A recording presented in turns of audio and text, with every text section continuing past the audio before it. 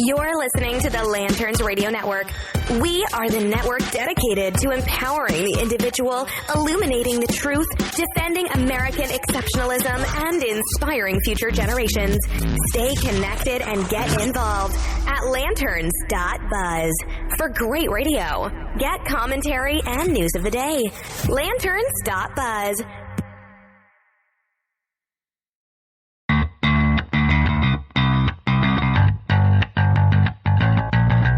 Listening to the Bells of Liberty podcast, where freedom rings and the sassiness stings. Stay tuned for a little bit of sassy freedom.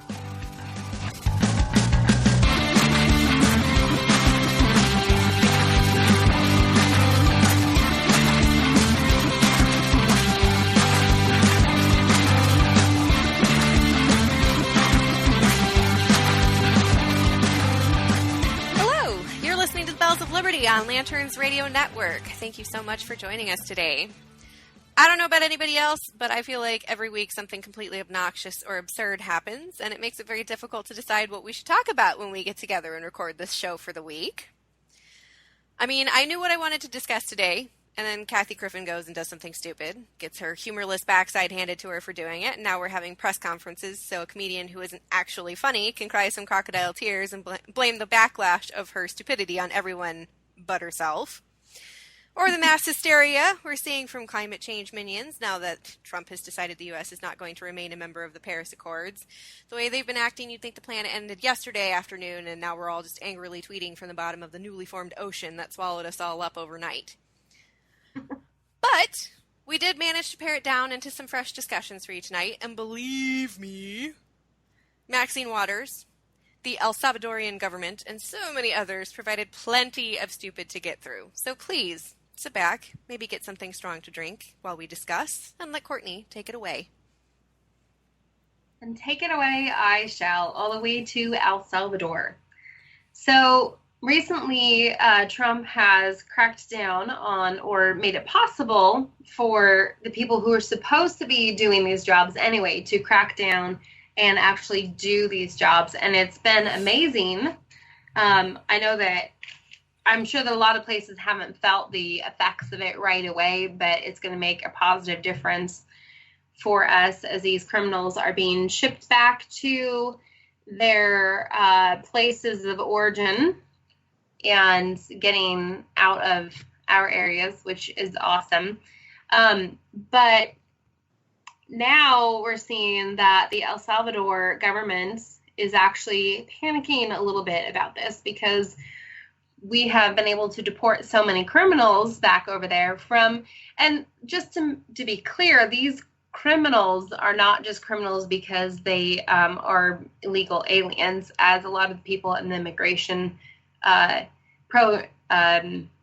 borders pro-immigration side want us to think that it's just, they're just here illegally, and that's the crime. Now, these guys are from the MS-13, I believe is the name of the terrible, horrific crime club. They're gang? Are you looking for the word gang? That could probably be the word. Yes, but I think crime club sounds pretty fun, too. But these guys are terrible people. Drug trafficking, human trafficking, commercialized, what was the phrase that they wrote it? Commercialized sex crimes, which, prostitution, and you get a lot of that with sexual human trafficking and all that stuff. So these guys are terrible people that have been deported back to their country of El Salvador, and now the El Salvadorian government is panicking. They're calling emergency sessions or sessions trying to figure out what to do with these guys. And while I feel for them, because that's like they probably weren't expecting any president sometime soon to crack down on them and send these guys back to them.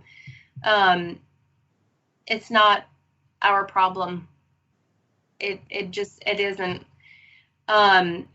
So they've arrested more than 1,300 gang members And it looks like they've deported over almost 400 of them already. I said that a total of 564 illegal sex criminals were let go for reasons in the latest account period. So not all of the people who were arrested were deported. Of those, ICE was forced to release 151 because their native nations would not accept them. And this actually, this was with Obama, that these guys were not allowed to come back to the countries where they were from.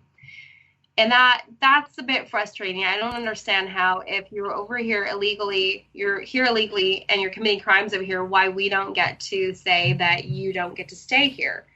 So, I don't know. This is just... Yeah, that's more than frustrating. I'd say it's pretty infuriating that these creepy little countries that let their douchey gangsters and thugs come into our country are like, oh, we're not going to take back our losers. What? You get to keep them. Why? Why do you get to tell us that? I'm sorry. No, you get to take your gangs and losers and thugs and stuff. We don't need that here. I honestly, I can't understand it at all. And so in response, like basically like because we couldn't get rid of them, 600 criminals were released back into our communities. Well, and the thing is, you just have to Google MS-13 and a whole slew of news articles, recent news articles about women being raped or abused, all sorts of gang-related violence. And my sociology teacher in high school was a former parole officer. Oh. So we got a very strange sociology class. I bet you did. And he showed us a video on MS-13, and I was literally terrified. And they're not, hadn't spread up to Redmond, Washington yet. Yeah. But I was scared just watching the video. These guys, to quote Trump, they're bad hombres. Like they are no joke. They're not just your wannabe Crips and Bloods. Like they're not just, they're a very serious, very organized group of criminals. And, the El Salvadoran government has actually cracked down on violence in the last year, and they've made some pretty, not huge strides, but significant in reducing gang-related activity and whatever. They are the highest homicide. They have the highest homicide rate in their hemisphere. So, I mean, it's not a big. They're like the murder capital of the hemisphere, which is not a great thing. So, I mean, they had just started making strides, but it's a little ridiculous that our reporters, our media, want us to feel sorry for them because they're not our problem. I'm sorry, but it's just why do we have to pay the price? Why do our citizens have to be in jeopardy when they shouldn't be here in the first place? And that's the biggest thing about building a border wall. We're not concerned about the people who just want to come and work.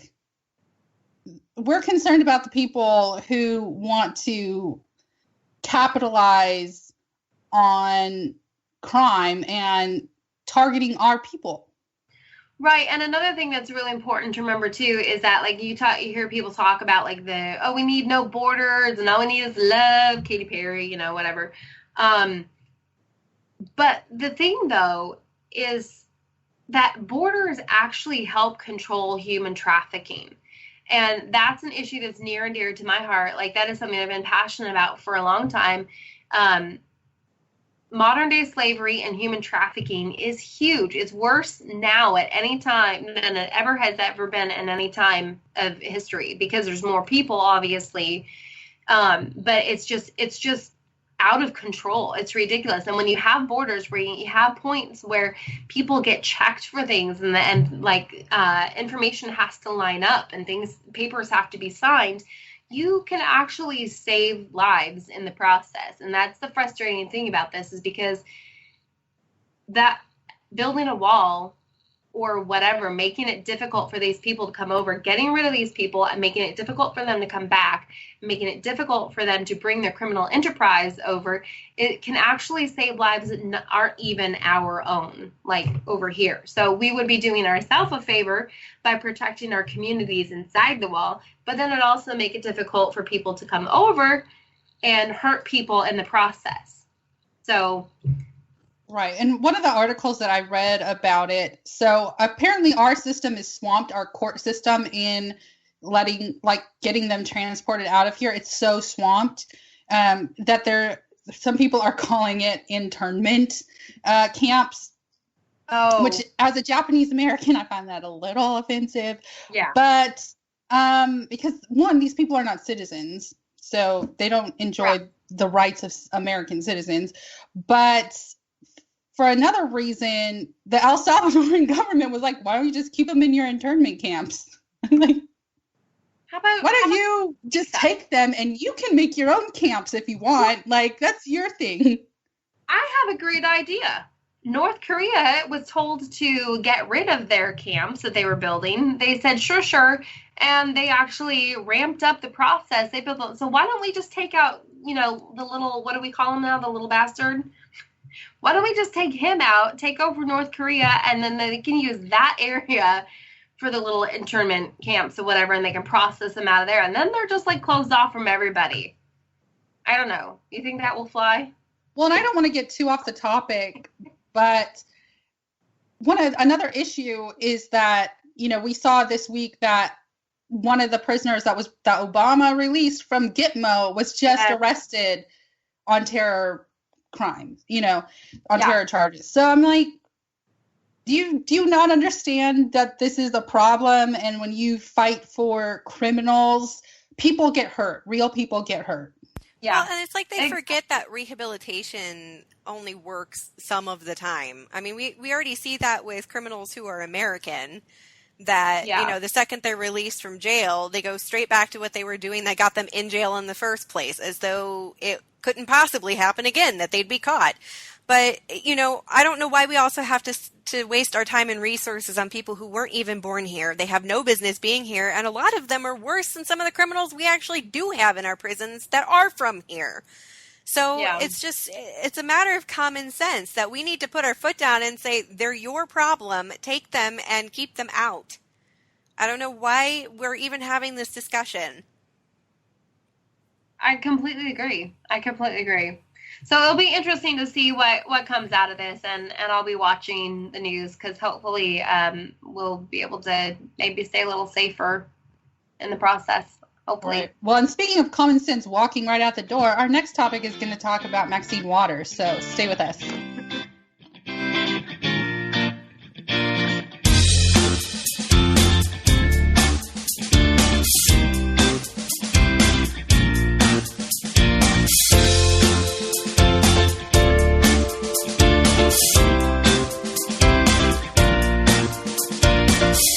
Welcome back to the Bells of Liberty on Lanterns Radio Network. We are about to enter a zone where most people's brains might actually explode. So keep a bucket nearby, and Jana's going to try and tell us what happened. Okay, so if anyone is a prime example of why we need term limits and possibly an IQ test to be a member of Congress, it's Maxine Waters. I have lost count of the number of times this year alone that she's managed to say something idiotic. Crimea, Korea, tomato, am I right? So whenever I hear her name in the news, I know it's not because she said something blindingly intelligent. I know it's because she has absolutely no idea how government is intended to work and is literally making crap up as she goes along. So if you don't know, which I don't know how you couldn't, but in case you don't, Maxine Waters is a representative from California. She's 78 years old. First clue, it might be time. And has been serving, and I use that term loosely, in Congress since 1991. So I repeat, this woman has been in Congress for 26 years. and shows no signs of perhaps, retiring forever from politics. I don't know. Just because her consistent vitriolic hatred for the president, and I'd say anyone who doesn't agree with her 100% of the time, means she's a progressive darling. So, and also because she's from a well-known progressive state, it's unlikely she wouldn't be able to retain her position if she continued to run for office. Right. I mean, she probably thinks she's a Supreme Court judge, like it's a lifetime. Oh, yeah, for sure. Right. Chill out there. So, as many, if not most, progressive politicians have been, Maxine has been calling for the impeachment of Donald Trump pretty much before he was even sworn into office. So she's just been more vocal about it than most, and in ways that get her name in the news more often than most, too. So unfortunately for her, she doesn't seem to understand how the impeachment process works, and that just screeching you hate the president and don't want him as president anymore doesn't actually mean he stops being president. So What? FYI, Maxine. Her most recent tirade actually was Monday, if anybody has maybe not been listening to the news, when a YouTuber by the name of Melanie Bell attempted to speak with Waters, claiming that she had tried to reach her multiple times to set up a time to meet as a constituent of hers to discuss Waters' mission to impeach Trump, and was immediately dismissed by Maxine as one of 700,000 constituents, and that she has such a busy schedule being in Washington instead of her home state that she doesn't really have time to schedule time with the peons. And I might be paraphrasing a little bit because the exchange actually started out friendly enough, but once the constituent commented that she loves the president, the gloves were off, and that's when it turned into what it did. So I can't say that I disagree with Maxine on some of the reasons why she dislikes the president. She stated that he's commented about grabbing women by the private parts because he can, that he is a dishonest person, that he's not a good man. And I think I've been pretty clear about my feelings on him as well. And many of those feelings stem from the fact I don't think he's a good man, and he certainly doesn't present himself presidentially. However, I'm also aware that those reasons alone are not enough to get him impeached, and until there's a lawful reason to do so, he is still the president, and no matter how much I dislike him. And I felt the same way about Obama, and for the same reasons got to suffer through 8 years of him. So, suck it up, Maxine. She also believes that Trump and Russia are conspiring on something, and she might even be right, but I'm pretty sure she's just parroting what she's hearing from other people and not because she actually knows what she's talking about. Again, Crimea, Korea, Nancy Pelosi, all of those things. But because she doesn't have the kind of proof she would need to get proceedings started to get him impeached. And honestly, if there were, I feel like those proceedings would already be happening and by people who are far more conservative than her. So I guess the point is she doesn't like the man, but that's not enough to get him out of office, unfortunately for her. Secondly, I think it speaks a lot to what this woman thinks her job is, and this isn't just something that's true of her. Many members of Congress are guilty of this as well, and we've seen that time and time again as time has progressed, especially with this administration. When she essentially tells someone that she has no time to set up an appointment with her because she has 700,000 constituents and spends most of her time in D.C. rather than in California, the state she represents, because Maxine, your job is not just to be elected and then skedaddle off to D.C. never to be heard of again. Hate to break it to you. The point of you is to listen to the people who elected you and vote in your capacity as a representative that is both constitutional and in line with what they're saying. So this includes every person you represent, not just the ones you agree with. And I know this might be difficult to distinguish for Maxine, given California is basically a blue state. But there have to be some unicorn conservatives out there, and maybe this Melanie Bell might even be one of them. So they need to be represented by her as well. So it's understandable that that Waters can't meet with every person who wants to see her, but as it stands, I doubt any of her constituents really feel like they have the access to her that they should expect from someone they've elected into office. Aside from all of these things, the biggest and most obvious and frankly dumbest statement out of this entire exchange from Waters, because this Melanie Bell person who is a Trump supporter and basically told Waters that I will make sure that you don't impeach Donald Trump, because Maxine's plan, obviously, as she stated on many occasions, is to see Donald Trump be impeached. Melanie Bell said, I will make sure that you don't get to impeach Donald Trump, and I will impeach you instead. What was Maxine Waters' response? You can't impeach a member of Congress. Which is technically correct. Oh, but we'll get to that. Literally the dumbest statement out of this entire exchange. And I'm hopeful that Maxine said this just because she has some form of dementia or even is just ignorant, since she clearly doesn't know how a presidential impeachment works. But it is a dangerous precedent of untouchability that we need to keep our members of Congress from setting. And yet another reason why we need to take term limits seriously. And also having them prove that they know in some manner how the Constitution works. That would be nice. Because, sorry, go ahead. Oh, go ahead and finish your thought. Well, I have several thoughts because I did some research into this because I sincerely want Maxine to learn something from this podcast she doesn't listen to. So, go ahead. I was just going to say this whole thing about not being able to, like, she's saying that she can't meet with her constituents. I found that rather interesting that Daryl Issa was photographed on top of a roof just the other day. Like, and he's got like this, it obviously looks like he's got a camera phone in his hands and he's taking a picture, and they're like, the caption, whoever circulated this first, was Daryl Issa is too busy to meet with all of his constituents, blah, blah, blah, that have come to meet him, right? Mm-hmm. Well, but then the next pictures that other people were taking was him meeting with his constituents, and I just find it really hypocritical. On the one hand, it's like, oh, let's make fun of him. Oh, wait, he's actually doing the thing that, like, this person says that she can't do.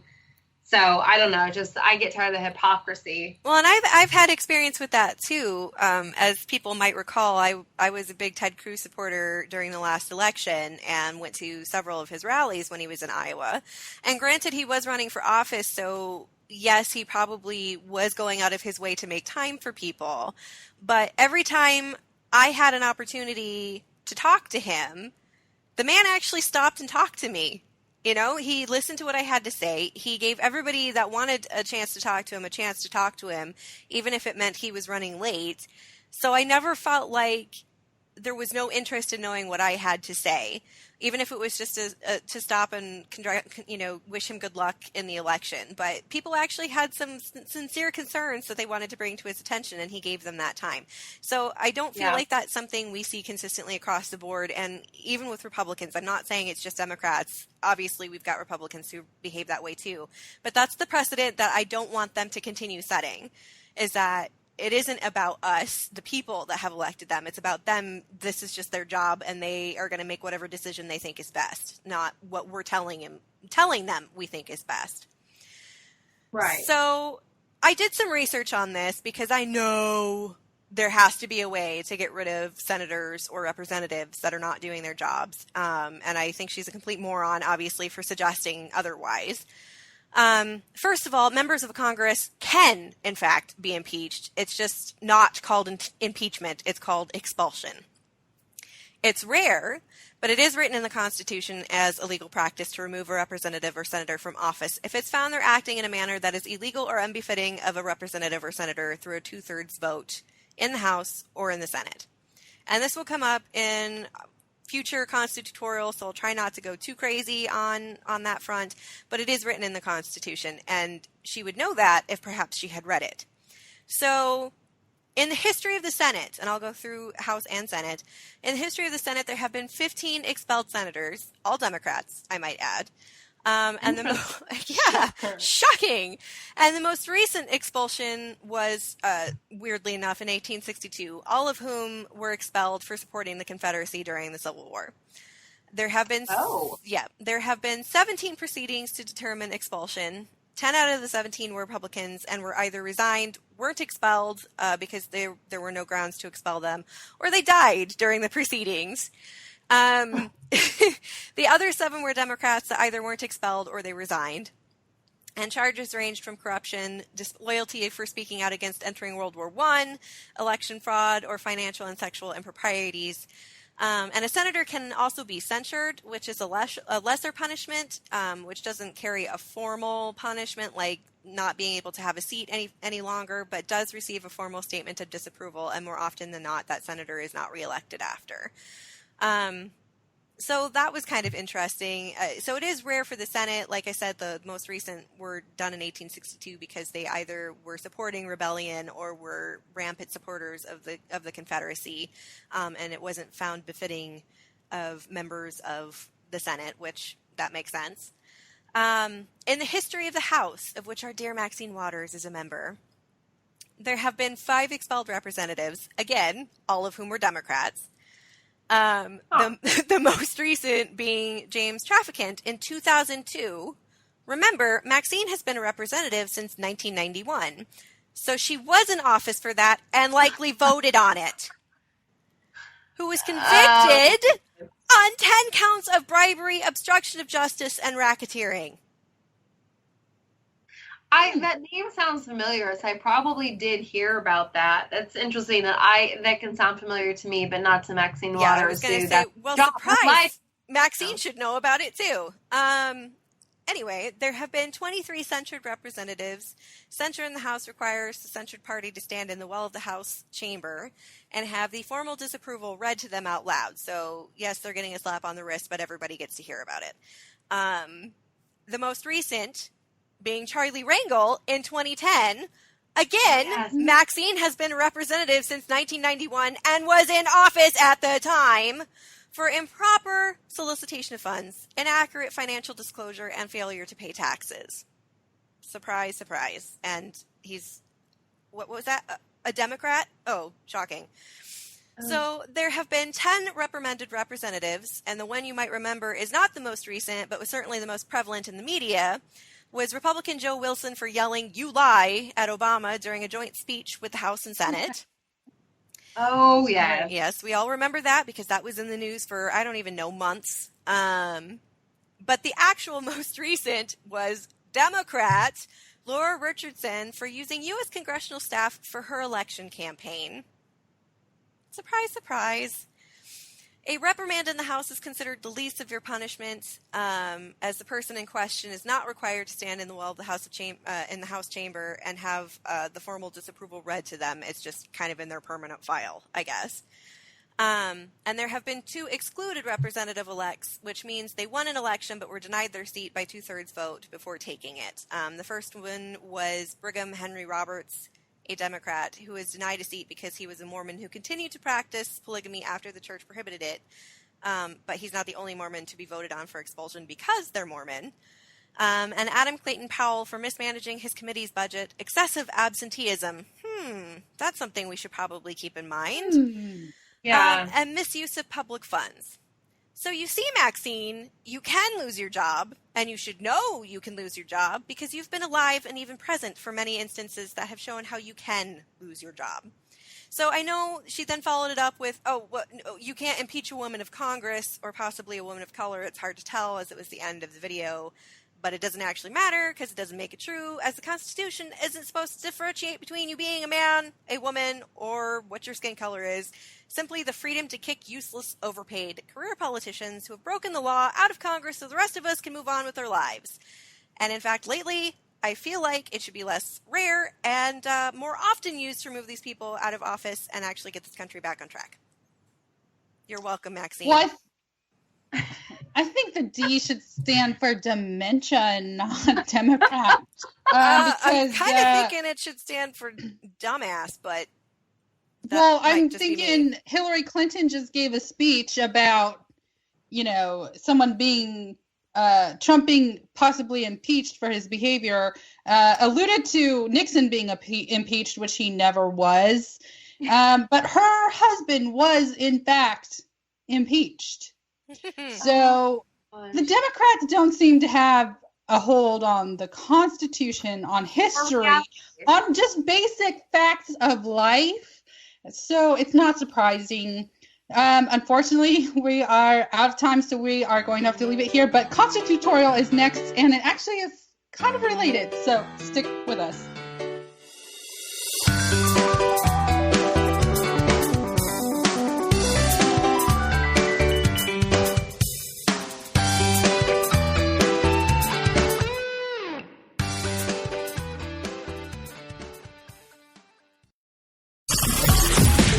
You're listening to the Lanterns Radio Network. We are the network dedicated to empowering the individual, illuminating the truth, defending American exceptionalism, and inspiring future generations. Stay connected and get involved at lanterns.buzz for great radio. Get commentary and news of the day. Lanterns.buzz.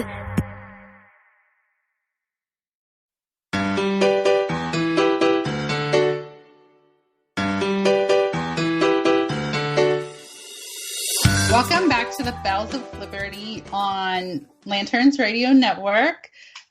We took a break last week from our Constitutorial, but the week before that we did sections 1 and 2 of Article 2, and this week we are going to close out Article 2 with sections 3 and 4. So Section 3 lays out some of the presidential responsibilities, and there are 6 different clauses, basically breaking down each separate thing that he's expected to do. So Clause 1 has to do with the State of the Union, which has turned into a boring clap fest where we all make our drinks of choice and have a little fun while everyone either stands up and claps or boos. And so that's awesome. But something fun that I found out. So the purpose of it is that the president is to address Congress with what the climate of the country is, what's going on. And when Thomas Jefferson was in charge of it, he said it felt too much like the speech from the throne back in England. So instead, he chose to send letters to Congress to be read by clerks. And this was the norm from him until everyone's favorite progressive, Woodrow Wilson, because he, didn't have any kind of king complex going on there. So he reverted back to personally addressing Congress, and it has continued to this day. The more I learn about Jefferson, the more I love him, honestly. I mean, he's just such a good guy. Well, and he definitely had a lot of reservations that I feel like conservatives today can really relate to after 8 years of Obama. So wise beyond his years, literally. Yes. So that's Clause 1 is the State of the Union. Clause 2 has to do with making recommendations to Congress. So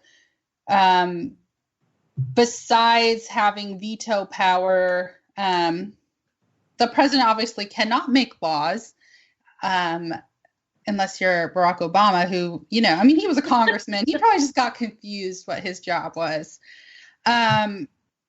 But so the recommendation clause empowers the president to represent the people before Congress by recommending measures for reform of government, for the general welfare, or for the redress of grievances. So in this way, the president is, if the Congress is not representing us, the president has the power to say, hey, this is what the people are saying, which, I feel like the election of Donald Trump really did that, whether you love him or not, he definitely had more idea of what the temperature of the country was than Barack Obama did. And in 1952, there was a Supreme Court decision based off of this clause. It was in Youngstown Sheet and Tube Company versus Sawyer.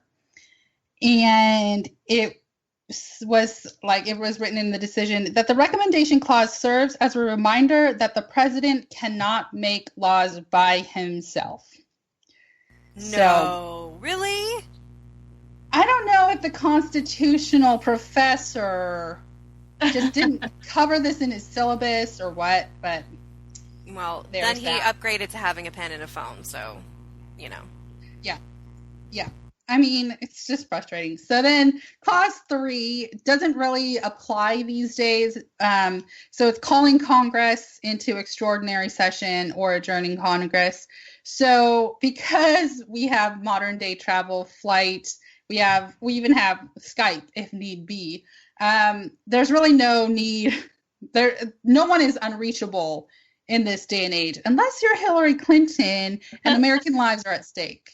Then all bets are off. But in this case, that's this clause isn't necessarily enacted anymore. The next clause is about receiving foreign representatives. And I know we all saw when Erdogan visited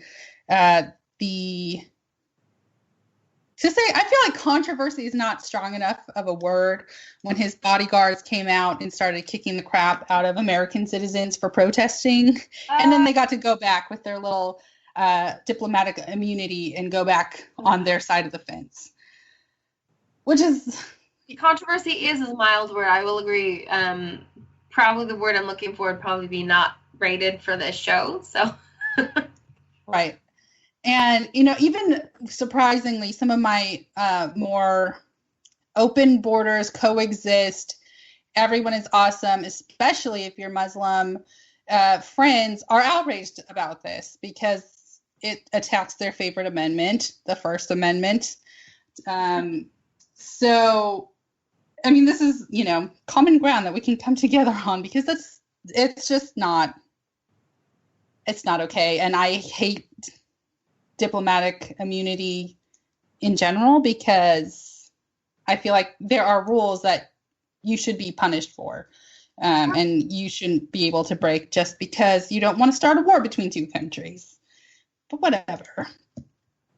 Why are we having people over here from countries that we have to walk on eggshells with? I mean, I thought diplomatic immunity was generally to make sure that, like, people who are coming over here, especially on friendly terms, like if they accidentally ran the stop sign or, you know, or jaywalking, we would say, oh, it's okay, you're new to the country, but not for egregious things. Well, right. I mean, and like every other law that was created in good faith, it's been extorted because it can be. So, but Clause 4 talks about it's the president's responsibility to receive foreign representatives. Clause 5 is about caring for the faithful execution of the law, which I feel like this should be like the first of the presidential responsibilities since he is the head of the executive branch, but that's just me. But the purpose of including this clause was to ensure that the law is faithfully executed by the president, even if he disagrees with the purpose of said law. Which, again, after 8 years of Obama, I just feel like it's not been... We skipped that part as well. Yeah, that someone must have got the white out and was like, nope. Yeah, no, for sure. And then Clause 6 is about the president has the ability to commission officers both in the military and just in certain diplomatic posts. Which brings us to the last section in Article 2, which is about impeachment. So in case Maxine Waters does decide to listen, it's said, the president, vice president, and all officers of the United States shall be removed from office on impeachment for and conviction of treason, bribery, and other high crimes and misdemeanors. None of which Donald Trump is guilty of. Yet. But, you know, he still has to do it first, Maxine. Right. So, it's just, obviously, we've talked about before how it has to be initiated in the House, and then the trial is held in the Senate. Obviously, the Democrats right now are in the minority, so Maxine Waters all talk because she's not going to have, unless he does something super obvious and super egregious, he is not going to be impeached by this Congress. The same reason why, even though President Obama did some questionable things, he was protected because they didn't have the votes in the House or the Senate to do it. So it's just creating a climate in the media and making the American people upset and continue fighting each other over something that's never going to happen. So yeah, that is the end of Article 2 of the U.S. Constitution. So we'll be back next week with Article 3. Up next, we have Ring the Belle, so stay with us.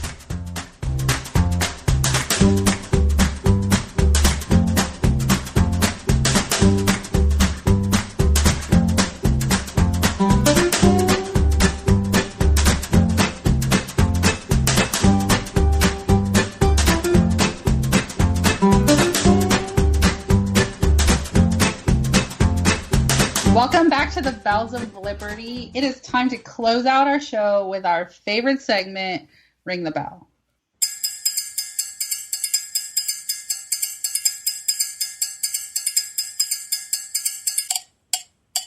Okay, so last week we had a pretty rough show, so we ended it with all dog stories. So these were not our typical outrage stories.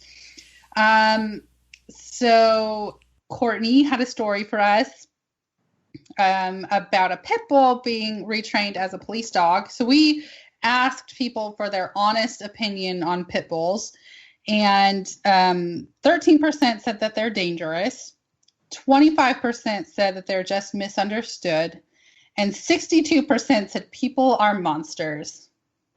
That's the truth. And I think the 13% just proved it. And then our friend Rocky was on, and her topic was about the cute dog in the yearbook. And there was a 17% split on whether it was sweet or unnecessary. But 66% of people said all yearbooks should have dogs. I think that's for all yearbooks, because they should. I feel the same. Any dog picture is going to make things better. So then Gina shared about how she found a little puppy named Diamond. And so we asked if Gina needs a diamond in her life. And 29% said, no, she already has a home. And then 71% just said puppy, puppy, puppy, which is what I do whenever I see a dog. And then we took a special poll asking, do dogs, in fact, make everything better? It was a true or false question. 42% of people said it was true, and the 58% of people just said puppy. So I feel like, puppy, puppy, puppy. Puppy, puppy, puppy. So, Puppy! This week, we do have a dog story. Courtney, do you want to start it off? Do we want to do a little shake-up, and Courtney can start it off since it's related to our dogs? Sure. I will. That's fine. And it actually made me a little bit sad, and I had to process all this. For those of you who are on Twitter and follow the account Dog Rates, it's like we rate dogs, whatever. It's a really cute account where the guy, you send him pictures, and he just sends these funny, captions with it, and it's super adorable, and I love it. I've been following the account for a while, and it's made my day so much brighter on some days. Well, one day when I was on Twitter, I found some stuff, random people were talking about dog rates, and I'm like, what's going on? And I really wish that I had not found out about it, because when the president made his kofafi, or I don't remember the word that he, completely mangled. So Dog Rates made a, some merchandise with it, right? With that word. And it was cute. It was funny. Lots of people laughed. And then he said, I'm going to be donating 50% of the proceeds to Planned Parenthood, which pretty much lit Twitter on fire. I understand people wanting to like stand up for what they believe in and what they're passionate about and everything. It's like, but puppies. Why do we need to have politicized puppies? Puppies are something that, and puppies and dogs, there's so many people can come together over. And to prove the point, I remember this experiment that Pedigree did, and they took a girl with a Hillary Clinton shirt on, and she went to a Trump rally, and she had a dog that she pretended that was lost, and they were trying to find the owner, and then they switched it where she was a Trump supporter at a Hillary rally and whatever. And basically the results were people come together over the love and care of dogs and puppies. And this guy at Dog Race just obliterated that. He just made what he did completely politicized. Well, then he went back and he apologized. He said, I realized I shouldn't have done this, blah, blah, blah, blah, blah. And then he lit the internet on fire again. He basically reversed that, and I don't understand it.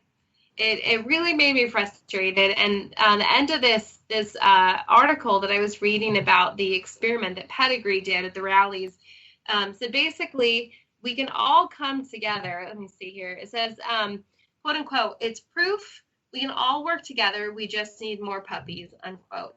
And I just hate Dog Rates now because they kind of took that away from me.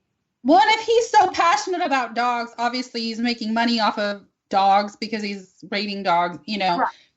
Why wouldn't he give the money to a dog shelter or something dog related and not the annihilation of babies? Like, what? Why?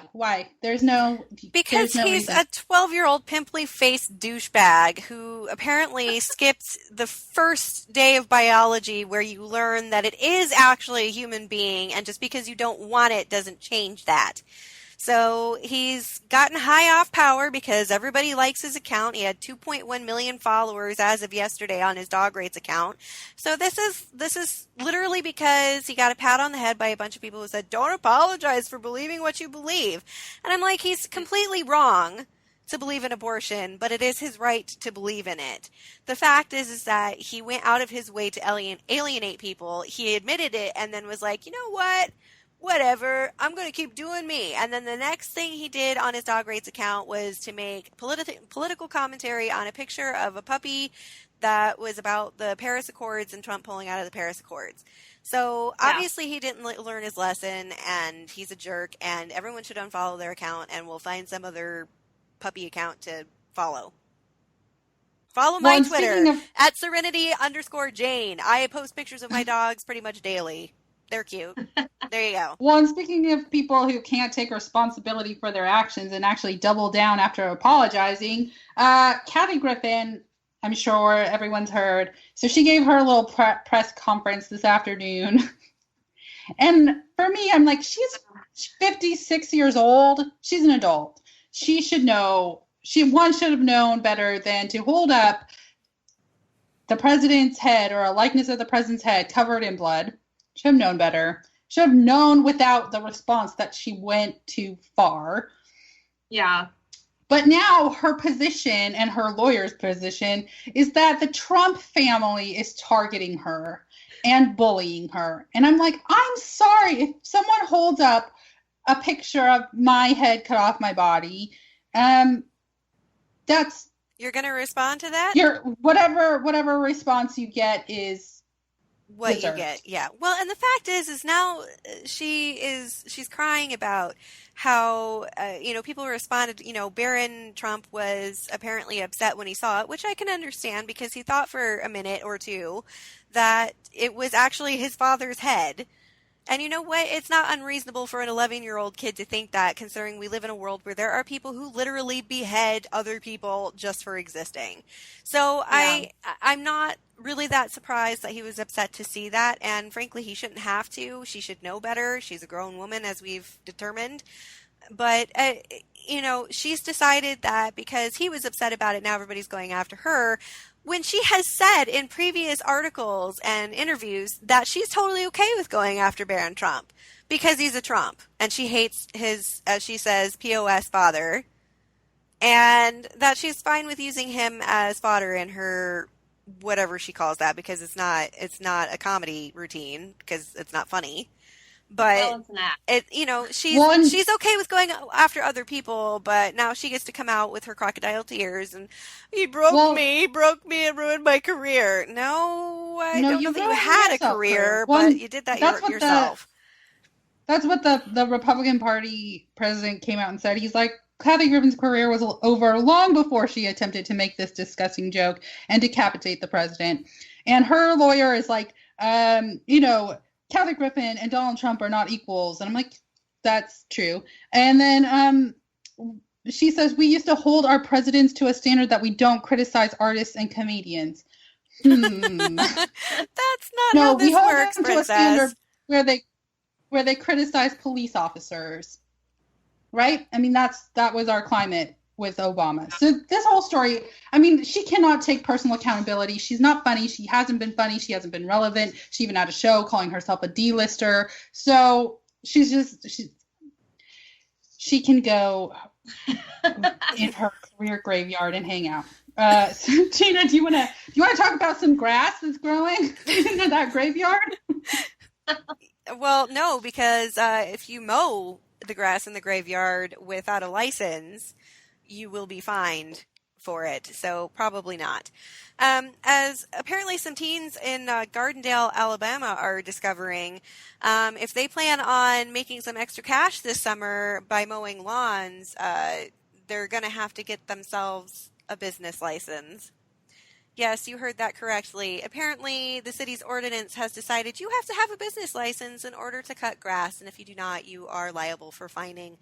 Apparently, teenagers have been threatened by officials and other lawn services that they have to show their city-issued license before cutting a person's lawn for extra cash. This business license costs $110. Oh my gosh. Do you know any teenagers that have $110 laying around to get a business license in order to earn maybe $10 or $20 per lawn? Maybe. So now the government is extorting teenagers for money? Yes, indeed.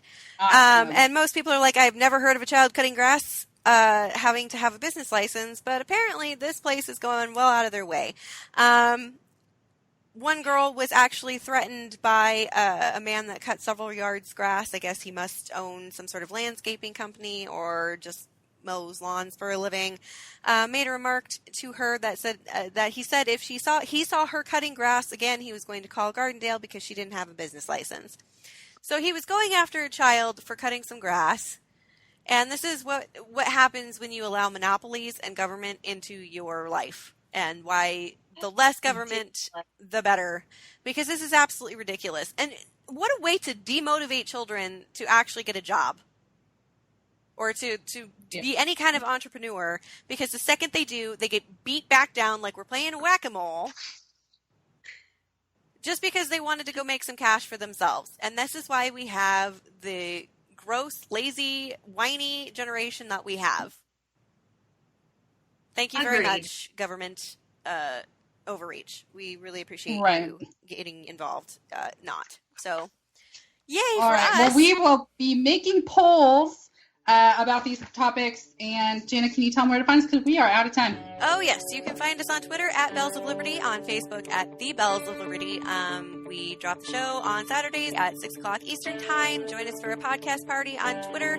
And all of our shows are available on Spreaker, iTunes, Google Play Music, and SoundCloud. If you aren't able to join us for a live podcast party, you can always go back and listen to our previous shows and comment there. So, we will see you next week. Bye. До свидания. Russian spy.